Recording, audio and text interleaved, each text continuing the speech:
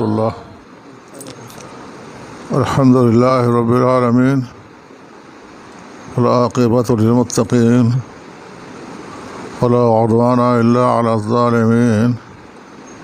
الصلاة والسلام على أشرف الأنبياء والمرسلين سيدنا محمد وعلى آله وأصحابه أجمعين وعلى آله وصحبه أجمعين. أما بعد،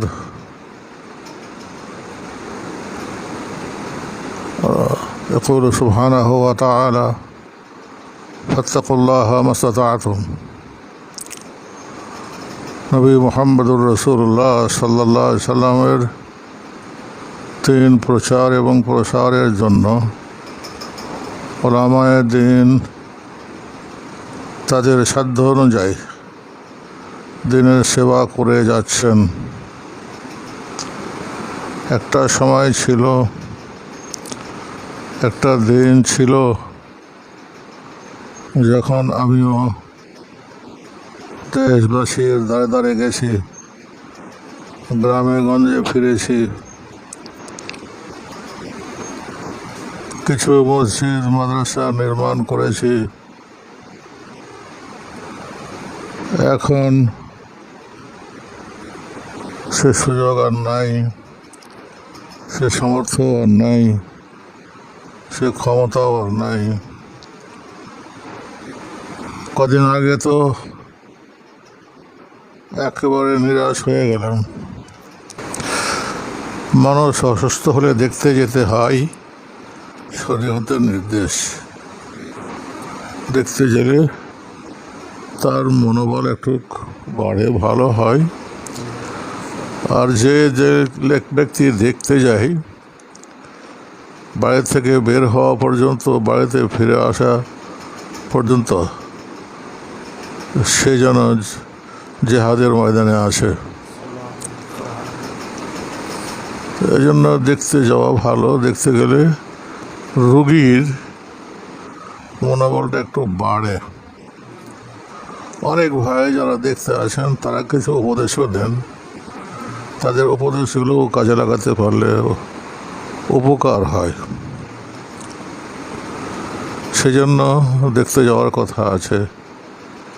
রাসূল করিম সাল্লাল্লাহু আলাইহি ওয়াসাল্লাম শেষ সময়টুকুন ছিলেন মা আয়েশার ঘরে। ঘন ঘন বলতেন, আল্লাহুম্মা রফিকুল আলা, আল্লাহুম্মা রফিকুল আলা। মা আয়েশা বললেন, আর থাকবেন না, উনি চলে যাবেন। অল্প দিনের মধ্যে উনি চলেও গেলেন, থাকলেন না। থাকতে কেউ আসেনি, মানুষও থাকবে না। আমার বয়স 81 চলছে আজকে। আমার বয়সের, আমার থেকে বয়সে যারা বড় এবং ছোট, অনেক দিনই ভাই চলে গেছেন দুনিয়া থেকে। আমি তাদের মাগফিরাত কামনা করছি। আল্লাহ তাদেরকে জান্নাতুল ফেরদাউস দান করেন। আমার জন্য আমি মুসলিম ভাইদের কাছে একটা দোয়াই চাই, খালি মরণের সময় যেন আমার মৃত্যুটা ঈমানের উপরে হয়। শুধু এটাই চাই। এই 80-81 বছর বয়সে আরও একবার সুঠাম সুন্দর দেহ নিয়ে, শরীর নিয়ে দৌড়িয়ে বেড়াবো, এইরকম দোয়া কামনা করি না। শুধু ইমানের উপর মরতে পারি। আমার দাদার বয়স ছিল 82 বছর, চাচাতো বোন মারা গেছে 82 বছর, আমার দাদি মারা গেছে 88 বছর। সবাই চলে গেছেন, আর বাকি বংশের লোকেরা সব অল্প বয়সেই চলে গেছেন। বলছিলাম, আমার দিনী ভাইদের উদ্দেশ্যে, আমরা সবাই দুনিয়াতে এসেছি একদিন। চলে যাবো একদিন।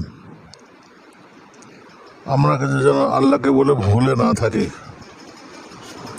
ভুলে থাকলেও চলে যাব, আর মনে রাখলেও চলে যাব। তো মনে রেখে চলে যাওয়াটাই বেশি উত্তম। আল্লাহর সাথে সাক্ষাৎ হবে একদিন, এই কথাটা মনে রাখতে হবে আমাদের সবারই। আল্লাহ পাক রব্বুল আলামিন মোমেন ভাইদেরকে যেন ইমানি জোশ কিছু দেন। রাসূল করিম সাল্লাল্লাহু আলাইহি সাল্লাম বলেছেন, আকসিরু যিকরা হাযিমিল লাযাত, বেশি বেশি করে তোমরা ওই জিনিসটাকে বেশি স্মরণ করো যে তোমাদের দুনিয়ার যত খেল তামাশা আমোদ প্রমাদ সবকে নিমেষে ভুলিয়ে দিতে পারে। সাহাবা কেরাম বললেন, ইয়া রাসূলুল্লাহ, ওটা কি নিমেষে ভুলিয়ে দিতে পারে? তিনি ব্যাখ্যায় না গিয়ে বললেন, আল মউত, মরণ। রাস্তা পার হচ্ছিল, হঠাৎ করে ধাক্কা দিয়ে পড়ে গেলে যা আসা, কত পরিকল্পনা, কত আশা আকাঙ্ক্ষা থাকলো, লাখ টাকা কোটি টাকা সম্পদ পড়ে থাকলো, ওগুলো কিছু সামতে যাবে না। আমি বিশেষ করে আলেমদের উদ্দেশ্যে বলবো, দাওয়াতের তাবলীগ আপনারা করছেন, আরও করেন, আল্লাহ আরও করার তৌফিক দান করুন। আপনারা যে হাদিসটা বারবার পড়েন আর বলেন, ওটার উপর নিজেও কিছু আমল করার জন্য চেষ্টা করেন। সেই দিন আমার স্ত্রীকে বলছিলাম, বেগম একটা কাজ করো। বলে কি? রাসূল করিম সাল্লাল্লাহু আলাইহি সাল্লাম বলছেন, মা তারাকতুহু ফাহুয়া যাহিব ওয়া মা কদ্দামতুহু ফালাক। যা তুমি আগে পাঠিয়ে দিচ্ছ এটা তোমার, অল্প হোক বিস্তর হোক যাই হোক এটা তোমার। যা ছেড়ে যাচ্ছ এগুলো যাহেব, এগুলো চলে যাবে, এগুলো থাকবে না, এগুলো নষ্ট হয়ে যাবে। আমি ছোটকালে পুঁথি পুস্তক পড়তাম, আমার আব্বাকে পড়তে দেখেছি, উনি শুয়ে শুয়ে পড়তেন। এই মাল জাল ছিল তোমার দাদার,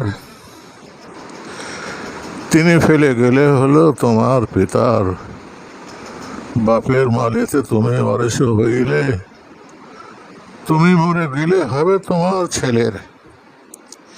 এই রূপে হাতে হাত আসিছে দুনিয়া, কারো হাতে নাই থাকে কায়েম হইয়া, কারো হাতে থাকে না, চলে যায়। বেগমকে বললাম, যা কিছু তোমার কাছে আছে সাধ্য মতো তুমি দান করতে থাকো।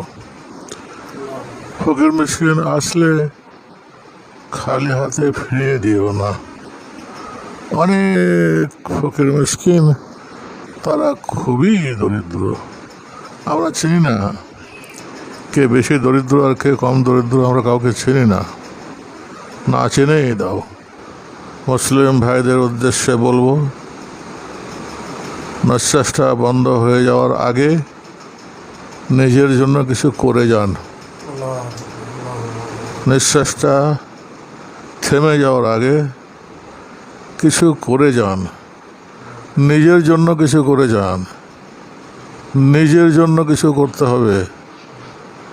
ফাত্তাকুল্লাহ মাস্তাতা'তুম, আল্লাহ বলছেন তুমি যতদূর সম্ভব তোমার পক্ষে আল্লাহকে ভয় করো। রাসূল করিম সাল্লাল্লাহু আলাইহি সাল্লাম বলছেন, এই করো, সে করো, অমুক করো, তমুক করো, অনেক কাজের নির্দেশ দিলেন। বললেন ফাত্তাকুল্লাহ মাস্তাতা'তুম, সাধ্য মতো তোমরা আল্লাহকে ভয় করো।